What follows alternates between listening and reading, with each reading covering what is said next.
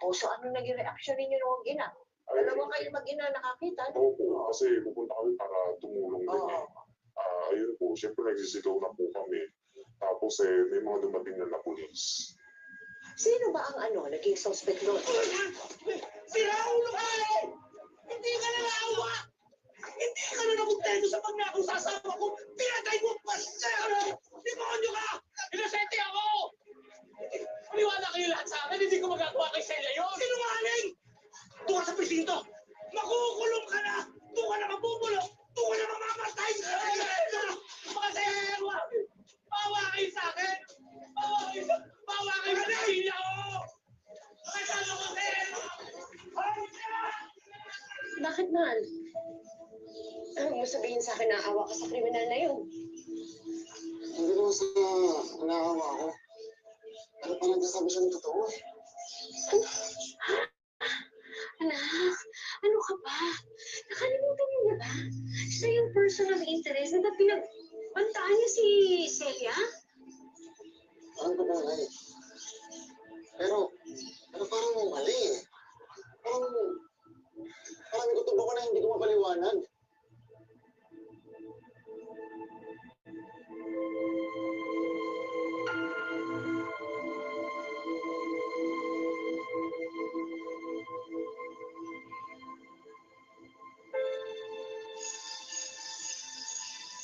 Malaking makikiraman po.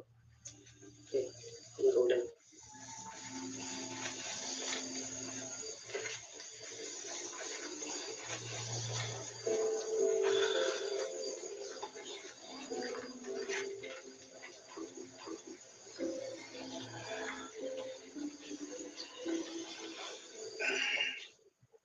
Maraming salamat sa pakikiramay mo. At saka ng pamilya mo. Hindi ko alam kung paano ko kakayanin ito kung wala kayo. Everything. Parang patuwa na rin po namin kayo. Pamilya na rin po yung turing namin sa inyo.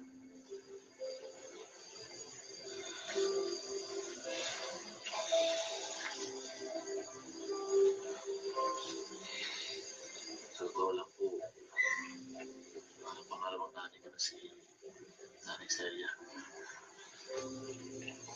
Kapag madalas na wala si Mama, siya po yung nag-aalaga sa akin. Sa katunayan niya po, parang mas po yung mga po sa kanya. Kaya sa kay Mama. Kaya nga po, parang panganinanong na rin po niya sa akin. Kaya nga po Nanay Celia din yung tao ko sa kanya.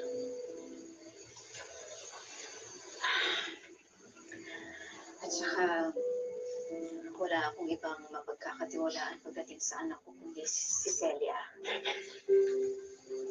Kaya mamimiss namin ang kaibigan ko, lalo na itong buong compound building. Hindi nagkamali si Celia ng desisyon na pagturing sa iyo bilang anak, bilang pamilya. Ang bait ng asawa ko.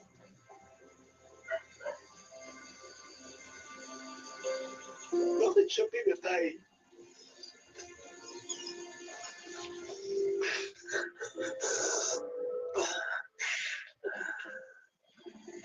Kapag kailangan niyo ng karamay, tawagan niyo lang ako. Ha?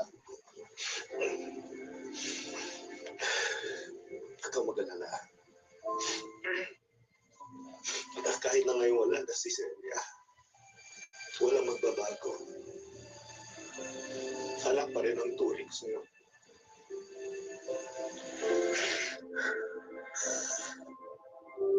Teka lang. Ito ako muna yung ikaw mga nakikirami.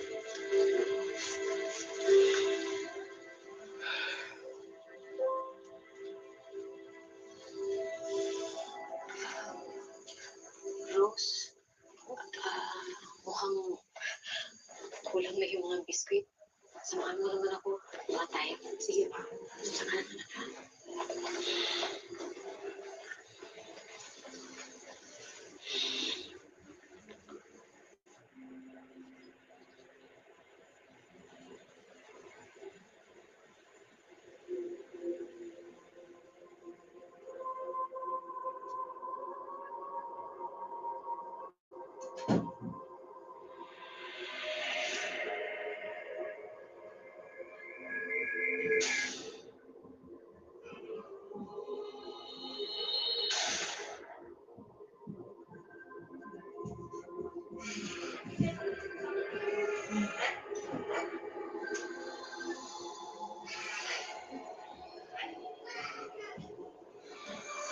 Iwan mo ko.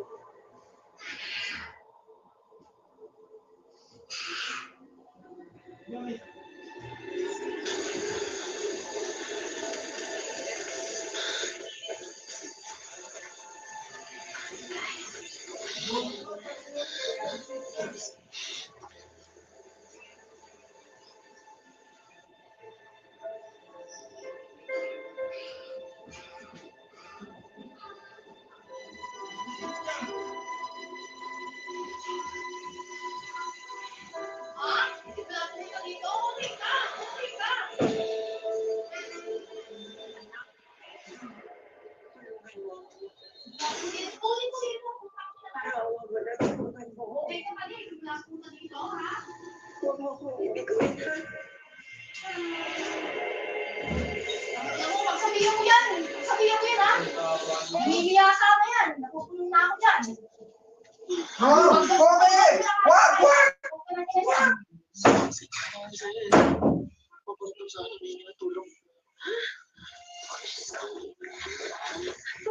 Paano naman gagawin na yun? Eh, di ba, nahuli na yung pumatay sa kanya? Check naman, tigilan mo na yan. Di ba pinag-usapan na natin to? Di ba ang sabi mo sa akin, hindi mo na gagamitin yan kung ano man yan. Gusto pa ng kakailan mo. Bakit? Sa tingin niyo ginusto ko to? Ilang beses na ako umiiwas eh. Pero ayaw tagdalan ng mga multo. Oh, tapos ngayon, sinanay sila lumalapit sa akin. Walang gulo na ako eh. Hindi ko na alam yung gagawin ko. Pinagpipilihan na tayo ng mga tao dito ba may isipin nila na sisiraan ka ng ulo. Kakahiya.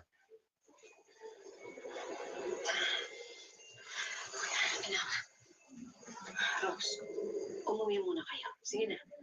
Iuwi mo muna siya. Sige na. Mula noon, hindi na pinatahimik ng kaluluwa ni Celia si Jake. Habang tumatagal, mas lalong gugulo ang isip ni Jake. Lalo pat napakadalas ang pagtatalo nilang mag-asawa dahil sa nakabukas niyang ikatlong mata.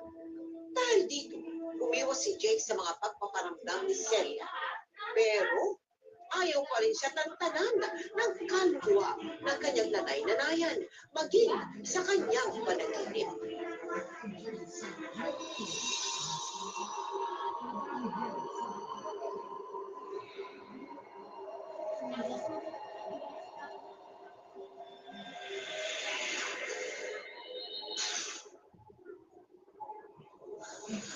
Ay, Celia.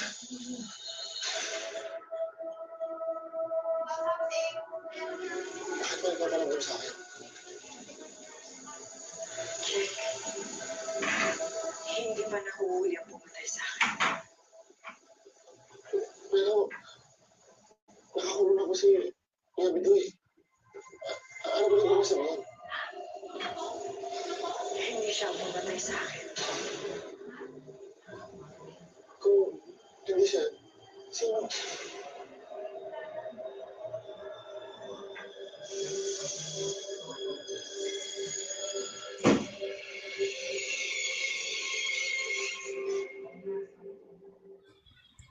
Hello guys, mga ka-MPK, mag-subscribe na sa 3rd anniversary ng Magpakailanman Entertainment. I-click natin yung subscribe channel, i-like sa Facebook page, i-tweet sa Twitter, i-follow lang sa Instagram, at mga social ng mga media accounts. Maraming salamat po mga magpakailanman.